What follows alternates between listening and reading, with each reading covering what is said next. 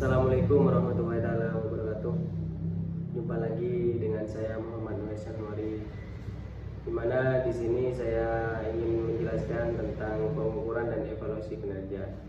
Dimana di sini ada beberapa poin yang perlu kita ketahui bersama, yaitu yang pertama itu tentang definisi indikator dan standar kinerja. Dimana di sini perlu kita ketahui bersama bahwasannya indikator dapat digunakan untuk mengetahui faktor perubahan dalam mencapai tujuan. Dari berbagai sumber, berikut beberapa ahli yang didefinisikan merupakan penjelasan mengenai kata indikator.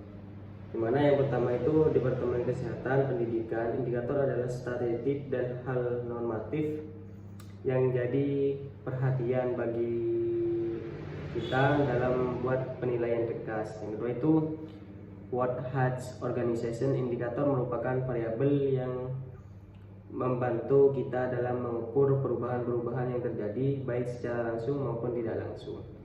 Yang ketiga itu Grand Line, indikator merupakan pada variabel yang diukur perubahan yang terjadi sebagai hasil variabel yang diukur.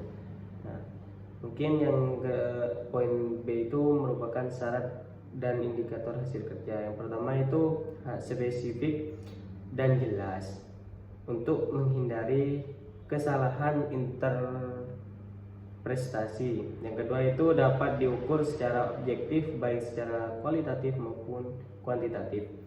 Yang ketiga itu menangani aspek-aspek yang relevan. Yang keempat harus penting atau berguna untuk menunjukkan keberhasilan input, output, hasil outcome. Yang kelima, efek fleksibel, sensitif terhadap perubahan pelaksanaan. Yang keenam, efektif. Nah, terus poin ke selanjutnya yaitu langkah dan strategi kesuksesan dalam mengukur hasil kinerja.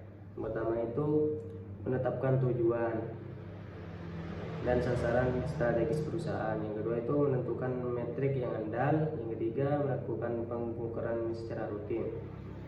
Yang keempat menggunakan out software. Yang selanjutnya melakukan evaluasi, menilai kinerja karyawan. Selanjutnya dapat kita simpulkan bahwasannya indikator adalah alat ukur dalam sebuah proses mencapai tujuan. Standar kinerja yang merupakan bagian penting dalam proses perencanaan manajemen kinerja. Penetapan dan implementasi standar kinerja harus melibatkan semua personel yang berkait.